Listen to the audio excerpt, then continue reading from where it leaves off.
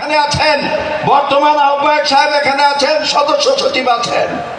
আমরা সাথে সাথে তাদেরকে অভিনন্দন দিয়েছি এবং 18 তারিখে কুমিল্লা যে সমাবেশ হয়েছে সেখানে সমস্ত আমাদের উপস্থিতি নিয়ে তাদেরকে আমরা স্বাগত জানিয়েছি। বিনয়ের সহিত অনুরোধ করছি, ঐক্য রাখুন।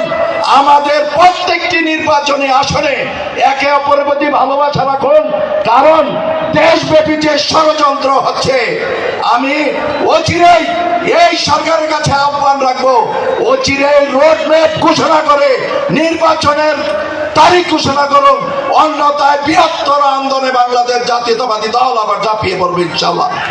সবাই আমাদের জন্য দোয়া করবেন। আর সর্বশেষ আজকের সভাপতি উৎপাদুল বাড়ি আবু, মহানগরের সদস্য সচিব আজকে যিনি সেক্রেটারি হবেন, মানবতার ফেরিওয়ালা ইউসুফুল্লাহ টিপু, এবং আমাদের আরেক সহকর্মী যিনি চট্টা থেকে সদ্য কাউন্সিলর হয়েছেন রাজিউর রহমান রাজীবকে সাংগঠনিক সম্পাদক ঘোষণা করা হবে। এই বলে আমি আমার বক্তব্য শেষ করছি।